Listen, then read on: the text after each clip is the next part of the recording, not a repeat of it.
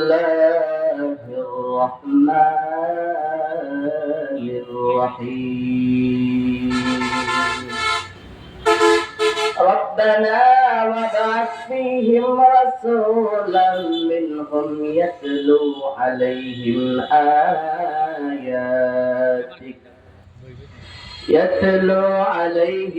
آياتك ويعلمهم الكتاب والحكمة ويزكيهم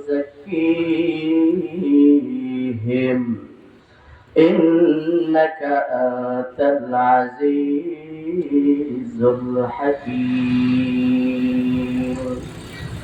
صدق الله مولانا العظيم وصدق رسوله النبي الكريم والحمد لله رب العالمين.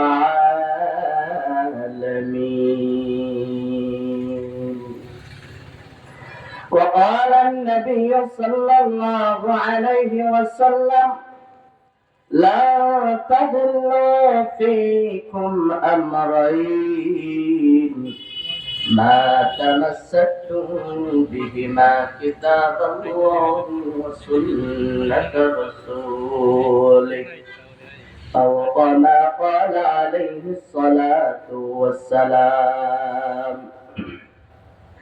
سبحانك لا علم لنا إلا ما علمتنا إنك أنت العليم الحكيم. سورج نبيا अपने शुआ उनका पैगाम सूरज नदिया अपने शुआ उनका पैगाम दुनिया है अजब चीज हो कभी सुबह कभी शाम दुनिया में अजब चीज है कभी सुबह कभी शाम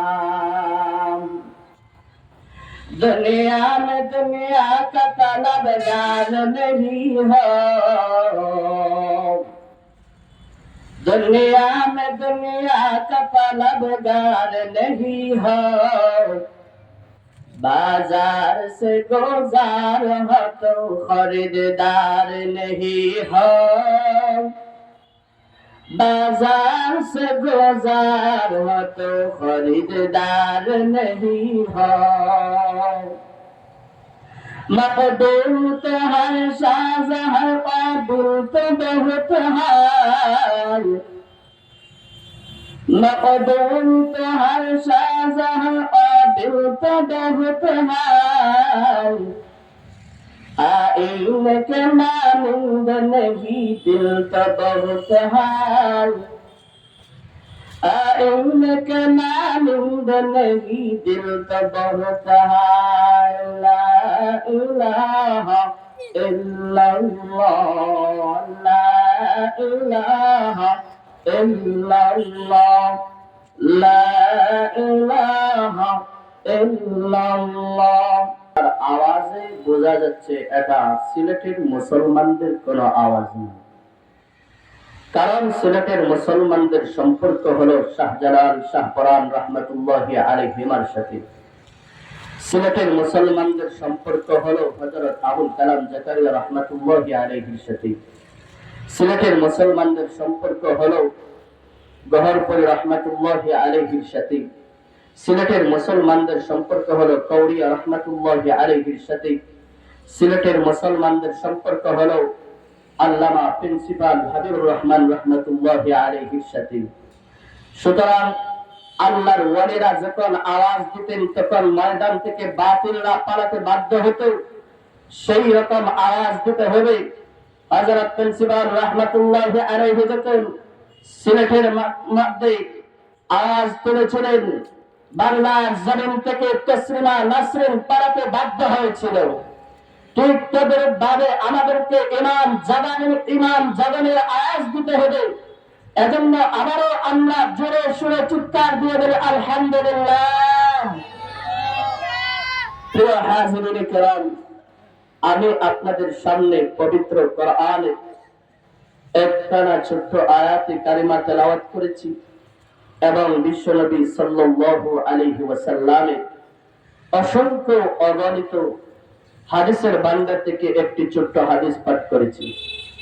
মহান আল্লাহ রাব্বুল আলামিন যেন আমাকে উক্ত আয়াত এবং হাদিসের আলোকে ইখলাসের নিয়তে কিছু কথা বলার এবং আপনাদেরকে আমলের নিয়তে শোনার তৌফিক দান করেন, বলেন আমিন। আমার তেলাওয়াতকৃত আয়াতের আলোচ্য বিষয় হলো আল্লাহর নবী সাল্লাল্লাহু আলাইহি ওয়াসাল্লামকে যে মহান আল্লাহ রাব্বুল আলামিন এই দুনিয়ায় প্রেরণ করেছিলেন, কি মিশন দিয়ে প্রেরণ করেছিলেন, কি মিশন দিয়ে আল্লাহর নবীজিকে এই পৃথিবীতে পাঠিয়েছেন, এই সম্পর্কে কিছু কথা আলোকপাত করার চেষ্টা করব। আমি তো বক্তা মানুষ না যে আপনাদেরকে মনোমুগ্ধকর কথা বলি, আপনাদের মনকে জয়যুক্ত করতে পারবো। তারপরেও বাংলা ছাড়া কিছু কথা আলোচনা করার চেষ্টা করব, আপনারা মনোযোগ দিয়ে শোনার চেষ্টা করবেন। আমি যে আয়াতে কারিমা তেলাওয়াত করেছি, এই আয়াতে কারিমাটা একজন পয়গম্বর, যিনি আমাদের জাতির পিতা হযরত ইব্রাহিম আলাইহিস সালাতু ওয়াস সালাম দোয়া করেছিলেন। হযরত ইব্রাহিম আলাইহিস সালাতু ওয়াস সালাম কাবা শরীফ নির্মাণ করার পরে মহান আল্লাহ রাব্বুল আলামিনের কাছে একটা দোয়া করেছিলেন। সেই দোয়াটা হলো রব্বানা ওয়াবআথ ফীহিম রাসূলাম মিনহুম ইয়াতলু আলাইহিম আয়াতিকা ওয়া ইউআল্লিমুহুমুল কিতাবা ওয়াল হিকমাতা ওয়া ইউযাক্কিহিম ইন্নাকা আনতাল আজিজুল হাকীম। আল্লাহর পয়গম্বর হযরত ইব্রাহিম আলাইহিস সালাতু ওয়াস সালাম আল্লাহর কাছে দোয়া করলেন, হে রব্বুল আলামিন, সন্তানদের মধ্য থেকে এমন একজন রাসূল দুনিয়ার জীবনে পাঠান, যেই রাসূলের দায়িত্ব হবে মানুষদেরকে আপনার কোরআনের তেলাওয়াত শোনানো, আপনার আয়াতের তেলাওয়াত শোনানো। আয়াতিকা, দুই নম্বর দায়িত্ব হবে ওয়া ইউআল্লিমুহুমুল কিতাব, দুই নম্বর দায়িত্ব হবে আল্লাহর কোরআন শিক্ষা দেওয়া।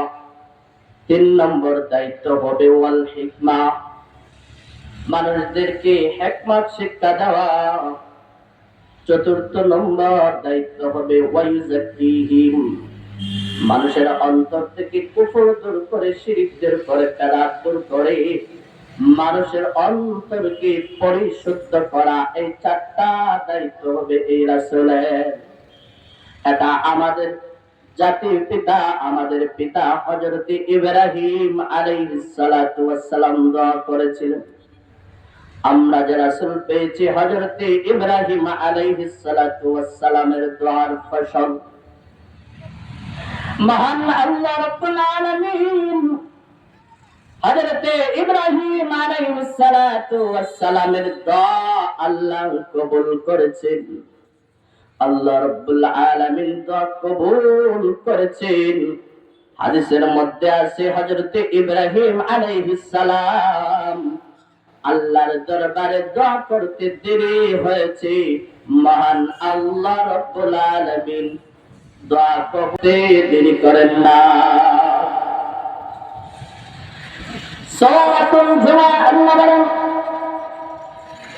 هو الذي بعث في الأميين رسولا منهم يتلو عليهم آياته ويزكيهم ويعلمهم الكتاب والحكمة وإن كانوا من قبل لفي ضلال مبين।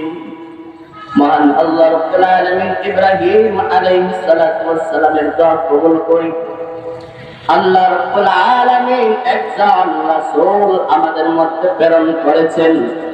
আল্লাহ বলেন হুয়াল্লাযী বা'আসা ফিল উম্মিয়িনা রাসূলাম মিনহুম, মহান আল্লাহ উম্মীদের মধ্য থেকে এমন একজন রাসূল প্রেরণ করেছেন, পাঠিয়েছেন। ইয়াতলু আলাইহিম আয়াতিহি, রাসূলের দায়িত্ব হলো তিনি তাদেরকে অর্থাৎ উম্মতদেরকে আল্লাহর কোরআনের আয়াত পড়ে শোনানো।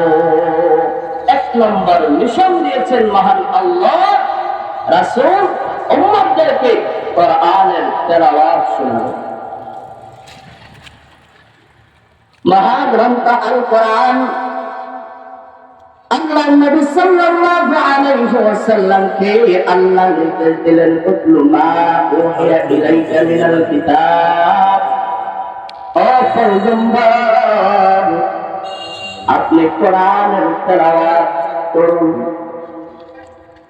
মহান আল্লাহ প্রথম যে ওহী আল্লাহর নবীর কাছে প্রেরণ করেছে, আল্লাহ বলেন ইকরা বিসমি রাব্বিকাল্লাযী খালাক।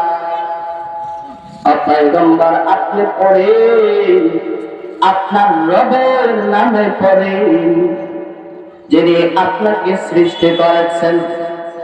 বোঝা গেল দুনিয়াতে যত পড়া আছে সব পড়া নকল, একমাত্র মহান আল্লাহ রাব্বুল আলামিন যে পড়া দিয়েছেন, কোরআন দিয়েছেন, ওই কোরআনের পড়া হলো আসল পড়া। যেরকম ঠিক কিনা?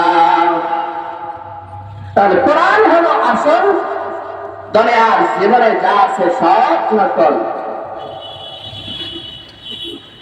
মহান আল্লাহ রাব্বুল আলামিন নবীজিকে দায়িত্ব দিয়েছেন এক নাম্বার মানুষদেরকে কোরআনের আয়াত, কোরআনের তেলাওয়াত শোনানো। এটা হলো আল্লাহর নবীর এক নম্বর দায়িত্ব। কোরআন পড়ার যত মজা, কোরআন পড়তে যত মজা লাগে, দুনিয়াতে এমন কোন কিতাব নাই যেই কিতাব পড়লে মজা পাওয়া যায়। কোরআনের একটা মুজিজা হলো আপনি যত তেলাওয়াত করবেন ততই মজা পাইবেন, ততই স্বাদ পাইবেন। আরেকটা মুজিজা হলো কোরআন যত তেলাওয়াত করবেন আপনার ঈমানের পাওয়ার তত বাড়তে থাকবে। মহান আল্লাহ বলেন ওয়াইযা তুলিয়াত আলাইহিম আয়াতুহু যাদাতুহুম ঈমানা। আল্লাহ বলেন যখন কোরআনের আয়াত তেলাওয়াত করা হয়, আয়াতুহু যাদাতুহুম ঈমানা, কোরআনের আয়াত যখন তেলাওয়াত করা হয়, যেই ব্যক্তি তেলাওয়াত করে তার ঈমান বাড়তে থাকে। সুবহানাল্লাহ বলেন। তাহলে কোরআন তেলাওয়াত আমাদের দরকার আছে না নাই? আজকে আমাদের থেকে কোরআন, আমরা কোরআন তেলাওয়াত করি না, কোরআন তেলাওয়াত করে এখন আমরা ছেড়ে দিয়েছি। হয়তো শাবান মাস আসলে কিছু তেলাওয়াত করা হয় এবং হুজুরদেরকে দাওয়াত করে অনেক সময় কোরআনের খতম পড়ানো হয়। কোরআন শুধু এতটুকুর জন্যই এই পৃথিবীতে আগমন করে নাই। কোরআন আসছে কোরআনকে তেলাওয়াত করার জন্য, কোরআন আসছে কোরআনকে আপনি আমি লালন করার জন্য, ধারণ করার জন্য। আপনি আমার জীবনের মধ্যে কোরআনকে ফিট করার জন্য, কোরআন অনুযায়ী আপনি আমার জীবনকে রাখার জন্য। এজন্যই মহান আল্লাহ আমাদেরকে কোরআন দিয়েছেন। অথচ আমরা কোরআন বুঝবো দূরের কথা, আমরা কোরআনের প্রথম নম্বর যে দায়িত্ব আল্লাহ দিয়েছেন, প্রথম নম্বর যে মিশন, যে দায়িত্ব দিয়ে আল্লাহ রাসূলকে পাঠিয়েছেন এই দুনিয়াতে মানুষদেরকে কোরআনের তেলাওয়াত শোনানো, আজকে আল্লাহ নবী আমাদেরকে শুনিয়ে গেছেন, কিন্তু সেই ধারাবাহিকতা আজও চলমান আছে। কিন্তু আস্তে আস্তে আমাদের আমলের মধ্যে ঘাটতি আসতেছে। আল্লাহ বলেন যখন বান্দা কোরআনের তেলাওয়াত করবে তখন তার ঈমান বেড়ে যাবে, অথচ আমরা তেলাওয়াতের প্রতি উদাসীন। আবার এক শ্রেণীর মানুষ আছে যে বলে কোরআন না বুঝে পড়লে কোনো ফায়দা নাই, কোনো লাভ নাই। অথচ আল্লাহ বলেন ওয়াইদা তুলিয়াত আলাইহিম আয়াতুহু যাদাতহুম ঈমানা, যখন বান্দা কোরআনের তেলাওয়াত করবে তখন তার ঈমান বেড়ে যাবে, তার ঈমান বৃদ্ধি হতে থাকবে। তাহলে আল্লাহ কি বলেছেন বুঝে বুঝে পড়তে হবে। বুঝে পড়লে আরো ভালো, না বুঝে পড়লে কোরআন পড়লে সব, বুঝে পড়লে সব, না বুঝে পড়লে সব, বুঝে পড়লে ফায়দা, না বুঝে পড়লে ফায়দা। যারা বলে কোরআন না বুঝে পড়লে ফায়দা নাই, তাদের কথা অহেতুক, এটা ভ্রান্ত কথা, এ কথা মানা যাবে না। আল্লাহ নবী সাল্লাল্লাহু আলাইহি ওয়াসাল্লাম হাদিসের মধ্যে বলেন মান ক্বারাআল কুরআনা হারফান বিকিতাবিল্লাহি ফালাহুল হাসানাতু বিআশরাতি আমসালিহা। আল্লাহ নবী সাল্লাল্লাহু আলাইহি ওয়াসাল্লাম বলেন, হে আমার উম্মতের দল, যেই ব্যক্তি কোরআনের একটা হরফ তেলাওয়াত করবে, মহান আল্লাহ রাব্বুল আলামিন একটা হরফ তেলাওয়াতের কারণে তাকে 10টা নেকি দান করবেন। সুবহানাল্লাহ বলে। মহান আল্লাহ রাব্বুল আলামিন কোরআনের মধ্যে এমন মুআজিজা রাখছেন, এমন ফজিলতপূর্ণ সূরা রাখছেন। মহান আল্লাহ রাব্বুল আলামিন এমন এমন নিয়ামত আমাদেরকে দান করেছেন। আল্লাহ রাব্বুল আলামিন আমাদেরকে কোরআন দান করেছেন।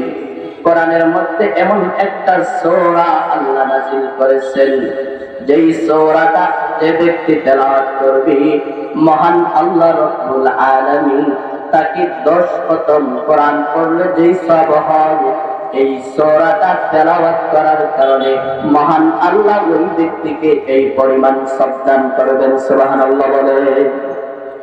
এই সূরা হলো সূরাতুল ইয়াসিন। আল্লাহ নবী বলেন, যে ব্যক্তি সূরা নাস একবার তিনবার তেলাওয়াত করবে, আল্লাহ রাব্বুল আলামিন ওই ব্যক্তিকে 1 খতম কোরআন তেলাওয়াত করার সাথ তারা আমলনামায় দান করবে। আল্লাহর নবী সাল্লাল্লাহু আলাইহি ওয়াসাল্লাম এইভাবে বিভিন্ন সূরার ফজিলত বর্ণনা করেছেন, কোরআন তেলাওয়াত ফজিলত বর্ণনা করেছেন। শুধু তাই না, আল্লাহর নবী সাল্লাল্লাহু আলাইহি ওয়াসাল্লাম অন্য হাদিসের মধ্যে বলেন, খায়রুকুম মান তাআল্লামাল কুরআন ওয়া আল্লামাহু। আল্লাহ নবী বলেন, যে ব্যক্তি কোরআন তেলাওয়াত করে আর কোরআন তেলাওয়াতের শিক্ষা দেয়, আসমান এর নিচে জমিনের উপরে তার চেয়ে শ্রেষ্ঠ মানুষ আর কেউ হতে পারে না। সুবহানাল্লাহ বলে। পৃথিবীতে এমন একটা গ্রন্থ আছে, যে গ্রন্থটা বুঝে পড়লেও সওয়াব, না বুঝে পড়লেও সওয়াব, বুঝে পড়লেও ফায়দা, না বুঝে পড়লেও ফায়দা। দুনিয়াতে এমন কোন গ্রন্থ নাই যেই গ্রন্থটা, যেই কিতাবটা, যেই বইটা না বুঝে পড়লে ফায়দা আছে। আপনি যদি রসায়ন পড়েন, না বুঝে পড়লে কোনো ফায়দা আসেনি, কোনো ফায়দা নাই। কেমিস্ট্রি পড়েন, না বুঝে পড়লে কোনো ফায়দা নাই। ইতিহাস পড়েন, না বুঝে পড়লে কোনো ফায়দা নাই। আপনি চিকিৎসা শাস্ত্র পড়েন, না বুঝে পড়লে কোনো ফায়দা নাই। কিন্তু মহাগ্রন্থ আল কোরআন না বুঝে পড়লেও ফায়দা, বুঝে পড়লেও ফায়দা। আল্লাহ নবী সাল্লাল্লাহু আলাইহি ওয়াসাল্লাম যখন কোরআন তেলাওয়াত করতেন, বেঈমান কাফেররা পর্যন্ত আল্লাহ নবীর তেলাওয়াত শুনতো। আল্লাহর কোরআনের মধ্যে এমন একটা পাওয়ার আছে, কোরআন যখন তেলাওয়াত করা হয়, আল্লাহ বলেন ওয়াইদা তুলিয়াত আলাইহিম আয়াতুহু যাদাতহুম ঈমানা। কোরআন তেলাওয়াত করার কারণে মানুষের ঈমান বৃদ্ধি পাইয়া যায়। কোরআন আল্লাহর নামের জিকির করার কারণে মানুষের অন্তরে, মুমিনদের অন্তরে একটা কম্পন সৃষ্টি হইয়া যায়। ইন্নামাল মুমিনুনা আল্লাযীনা ইযা যুকিরাল্লাহ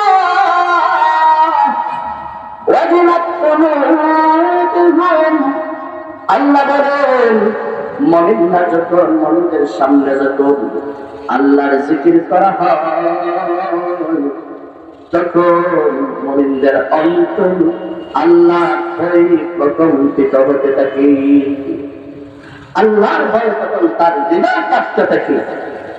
মহাগ্রন্থ আল কোরআন বান্দা যখন তেলাওয়াত করবে তখন আল্লাহর সাথে সরাসরি কথা হয়।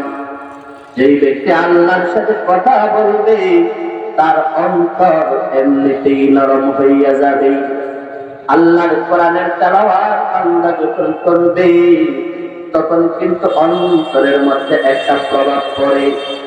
আল্লাহর কোরআন তেলাওয়াত যদি বান্দা না করে অন্তরের মধ্যে একটা মরিচা পড়ে যায়। ওই মরিচা দূর হবে যতক্ষণ যখন বান্দা কোরআনের তেলাওয়াত করবে। আর কোরআনের তেলাওয়াত থেকে যদি দূরে সরে থাকে তাহলে তার অন্তরের মধ্যে একটা দাগ পড়ে যাবে, মরিচা পড়ে যাবে। তাহলে বোঝা গেল অন্তরের মরিচা দূর করার জন্য কোরআনের তেলাওয়াতের প্রয়োজন আছে। যখন ঠিক না আমরা লোহা মরিচা দূর করার জন্য আমরা বিভিন্ন পদ্ধতি অবলম্বন করি, কিন্তু আমার অন্তরে যে মরিচা পড়ে আছে সেই মরিচা দূর করার জন্য একবারও কি আমি চেষ্টা করি? আমরা অনেকে আবার একথাও বলি, হুজুর আমি তো পুরা কোরআন শরীফ পড়তে পারি না। আপনি তো পুরা কোরআন শরীফ পড়তে হবে এমন কথা তো আপনাকে মনে হয় নাই? আপনি যতটুকু পারেন ততটুকু পড়বেন। আপনি একটা সূরা পড়েন, একটা সূরা পারেন, ওই একটা সূরাকে আপনি তেলাওয়াত করেন। আপনি যতটুকু সাধ্য আছে ততটুকু পড়েন। আপনি যতটুকু পারেন ততটুকুই পড়েন না, আবার বড় বড় আশাও করবেন, সেটা তো সম্ভব হবে না। আপনার মধ্যে যতটুকু আছে ততটুকু উপর আগে আপনি আমল করেন, তারপর সামনের দিকে অগ্রসর হওয়ার চেষ্টা করেন। দেখবেন মহান আল্লাহ রাব্বুল আলামিন আপনার পথ সহজ করে দিবেন। সুবহানাল্লাহ। আল্লাহর নবী বলেন মান সালাকা তরিকান ইয়ালতামিসু ফীহি ইলমান সাহালাল্লাহু লাহু তরিকান ইলাল জান্নাহ। আল্লাহর নবী বলেন যেই ব্যক্তি ইলম শিক্ষা করার জন্য কোন পথ অবলম্বন করবে মান আল্লাহ রাব্বুল আলামিন ওই ব্যক্তির পথকে সহজ করে দিবেন। তাহলে আপনি আমি যদি কোরআন তেলাওয়াতের চেষ্টা করি অবশ্যই আমার আল্লাহ রাব্বুল আলামিন কোরআন শিক্ষা করা আপনি আমার জন্য সহজ করে দিবেন। যতন ঠিক না তাহলে আল্লাহ নবী এক নম্বর মিশন হলো কোরআন তেলাওয়াত। আজকে আমাদের সমাজে কোরআনের তেলাওয়াত নাই। যদি আজকে আমাদের ঘরে ঘরে কোরআনের তেলাওয়াত হইতো তাহলে আমাদের ঘরের মধ্যে বরকত নাজিল হইতো, আমাদের ঘরের মধ্যে অশান্তি হতো না। আল্লাহর কোরআনের বরকতে অশান্তি দূর হইয়া শান্তি আসতো। যেরকম ঠিক না আমরা শান্তি খুঁজি, কিন্তু শান্তির যে পথ সেই পথে কিন্তু আমরা চলি না। 2 নম্বর মিশন হল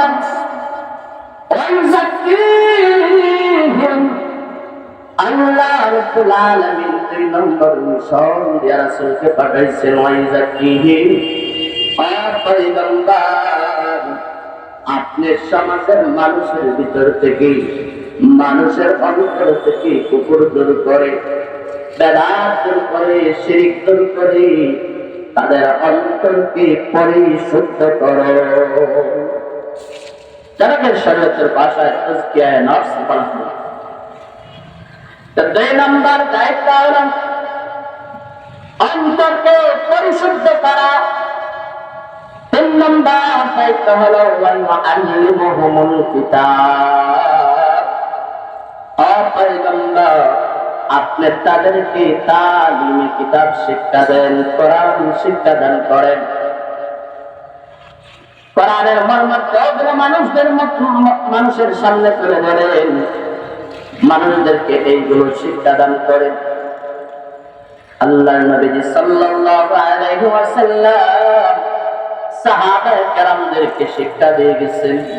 সাহাবায়ে কেরাম তাবেঈদেরকে শিক্ষা দিয়েছেন, তাবেঈ কেরাম তাবেঈদেরকে শিক্ষা দিয়েছেন, তাবেঈ কেরাম সালফে সালিহদেরকে শিক্ষা দিয়েছেন, সালেহীন উলামায়ে কেরামদেরকে শিক্ষা দিয়েছেন। এইভাবে কিয়ামত পর্যন্ত চলতে থাকবে। আল্লাহর দিন যারা গ্রহণ করেছে তারা কামিল হয়ে গেছে।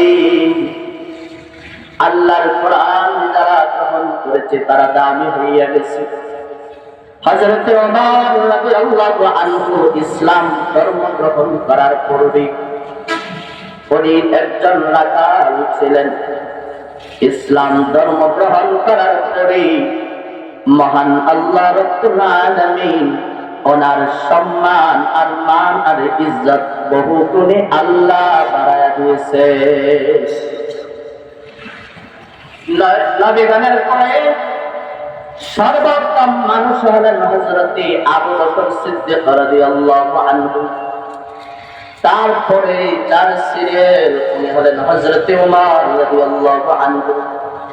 হযরত ওমর রাদিয়াল্লাহু আনহুর মান আর ইজ্জত আর সম্মান কিসে বাড়ায়া দিয়েছে? আল্লাহর কোরআনের সাথে সম্পর্ক যখন করেছে তখন হযরতে ওমরের দাম বেড়ে গিয়েছে। ঠিক তদ্রূপ ভাবে সেই ব্যক্তি এই পৃথিবীতে কোরআনের সাথে সম্পর্ক করবে, কোরআনের সাথে সম্পর্ক রাখবে, মহান আল্লাহ রাব্বুল আলামিন তার মান আর ইজ্জত আল্লাহ এই পৃথিবীতে বাড়ায়া দিবেন। যেরকম ঠিক কিনা? 4 নম্বর দায়িত্ব হলো ওয়াল হিকমা।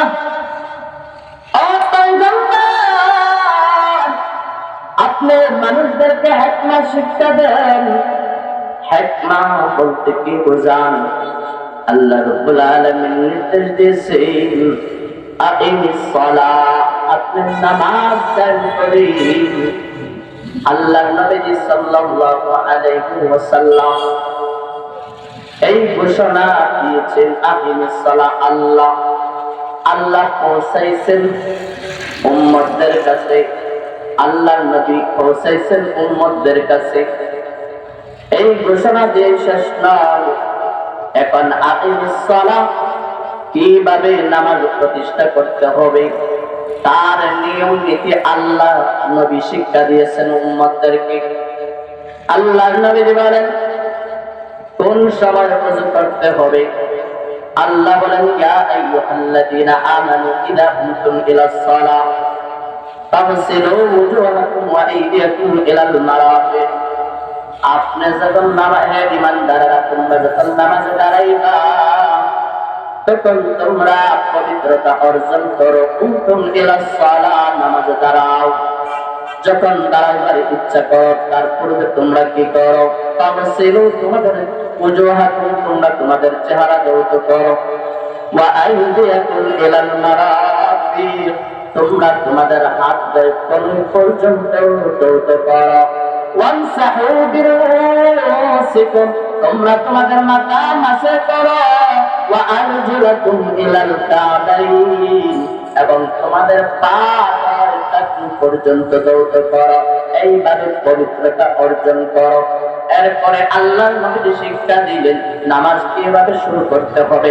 প্রথমে তাকবীর বলতে হবে, তারপর নিয়ত করতে হবে, তার হাত পাততে হবে, তারপরে আপনি আউযু বিল্লাহ পড়বেন, বিসমিল্লাহ পড়বেন, সূরা ফাতিহা পড়বেন, তারপর বিসমিল্লাহ পড়ে আবার সূরা মিলাবেন। এইভাবে আল্লাহর নবী বর্ণনার মাধ্যমে মানুষদেরকে শিক্ষা দিয়েছেন। আল্লাহ রাব্বুল আলামিন বলেন পয়গম্বর শুধু বর্ণনার মাধ্যমে মানুষকে শিক্ষা দিলে হবে না। ওয়াল হিকমা, দুনিয়ার জীবনে মানুষ যখন কোনো কিছু শিক্ষা অর্জন করে তখন তার একটা প্র্যাকটিক্যালি শিক্ষাও আছে।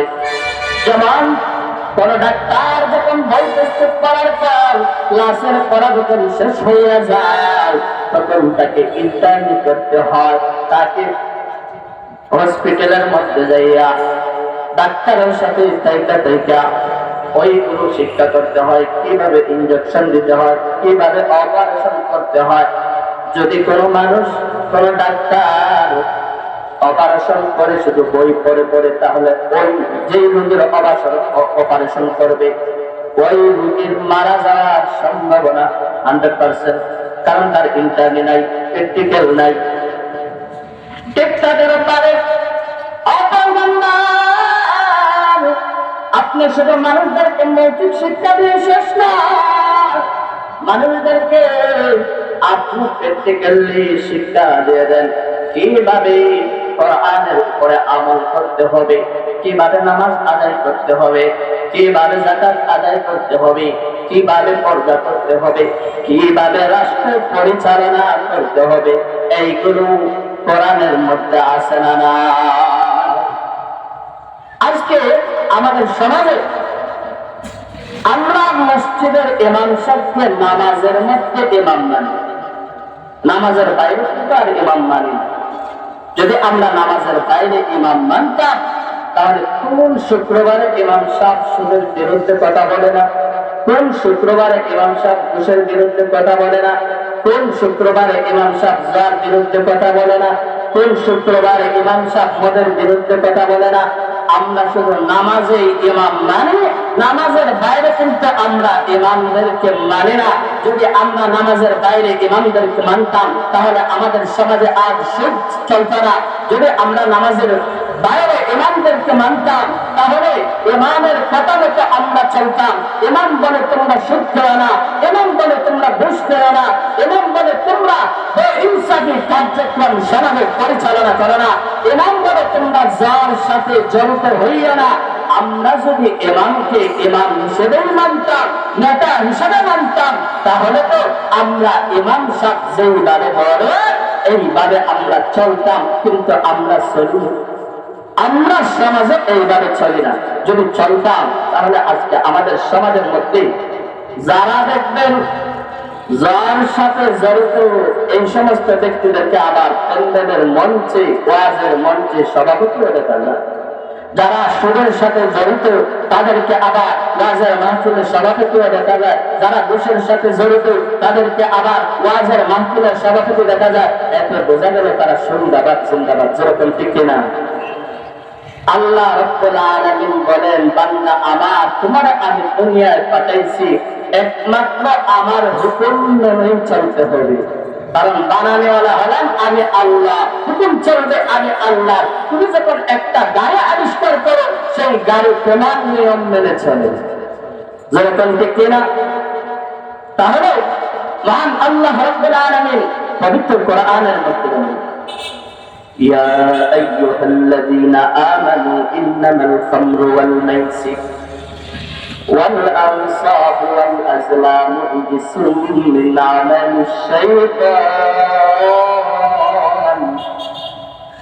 الله بلن يا أيها الذين آمنوا هاي من دان إنما الخمر والميسر نشتري مات والميسر ابن زوا এবং মূর্তি, মূর্তি পূজা, ওয়াল আজলাম রিজসুম মিন আমাল শাইতান, ওয়াল আজলাম তীরের লটারি, রিজসুম মিন আমাল শাইতান এইগুলো হলো শয়তানি কার্যক্রম। এগুলো কিসের কার্যক্রম? শয়তানের কাজ। আজকে আমরা যারা মদ পান করে সমাজে, আল্লাহ সুস্পষ্ট ঘোষণা দিয়েছেন এটা শয়তানের কাজ। যারা জোয়ার সাথে জড়িত, এই জোয়া হতো শয়তানের কাজ। এখন আমাদের সমাজে জোয়া আছে। জোয়া বলতে আমরা কি বুঝি? জোয়া হলো এমন লেনদেন যেই এমন সত্য সাপেক্ষ হবে যেখানে লাভ এবং লস উভয়টার সম্ভাবনা সমান সমান। আপনাদের সমাজে দেখবেন যত টুর্নামেন্ট হয়, খেলা হয়, টুর্নামেন্ট হয়, টুর্নামেন্ট ছাড়া হয়, এখানে দেখেন তো লাভ লস আছে না? হয়তো কোনো এক দলের লাভ আছে আর বাকি দলগুলোর লস আছে। যেখানে লাভ লস হওয়া না হওয়ার সম্ভাবনা থাকে, প্রত্যেকে মনে করেন আপনি একটা টুর্নামেন্ট চাললেন, এই টুর্নামেন্টে 12টা দল হলো, 12টা দলকে তো আপনি আর পুরস্কৃত করবেন না, আপনি পুরস্কার দিবেন না। 3টা দলকে আপনি পুরস্কার দিবেন, 12টা বেল থেকে আপনি ফিস নেন, এই যে ফিস নিলেন, এখন সবাই একই আশায় দিয়েছে আমি চ্যাম্পিয়ন হলে আমি পুরস্কার পাবো। এই যে টুর্নামেন্ট গুলো হয়, এই সংজ্ঞার সাথে এই টুর্নামেন্টের মিল আছে না নাই? এই টুর্নামেন্ট কতগুলো আমাদের সমাজে চলমান আছে, এইগুলো সেই সংজ্ঞার মদের জোয়ার সংজ্ঞার সাথে মিলে যায়। সুতরাং সমাজের মধ্যে যত খেলার আয়োজন হয়, টুর্নামেন্ট হয়, সবগুলো টুর্নামেন্ট জোয়ার অন্তর্ভুক্ত। যারা জোয়ার সাথে জড়িত তারাও যদি কয় আমরা ইমাম সাহেবকে মানি, তাহলে নামাজে ইমাম সাহেব মানছে, নামাজের বাইরে আর ইমাম সাহেব মানে নাই, যেরকম ঠিক কিনা? মহান আল্লাহ রাব্বুল আলামিন আল্লাহ নবী সাল্লাল্লাহু আলাইহি ওয়াসাল্লামকে 4টা মিশন দিয়ে এই পৃথিবীতে প্রেরণ করেছেন। এই 4টা মিশন দিয়ে আল্লাহ আল্লাহর নবীকে প্রেরণ করলেন এই দুনিয়াতে। এই 4টা মিশন দিয়ে প্রেরণ করার একমাত্র উদ্দেশ্য হলো, হে আমার বান্দারা, দুনিয়াতে যত ধর্ম আছে সব ধর্মের উপর আমার দ্বীন ইসলামকে বিজয়ী হিসেবে প্রতিষ্ঠা করার জন্য মহান আল্লাহ এই 4টা মিশন দিয়েছেন। সুবহানাল্লাহ বলে। তাহলে এই মিশনকে বাস্তবায়ন করতে হলে কিভাবে করতে হবে?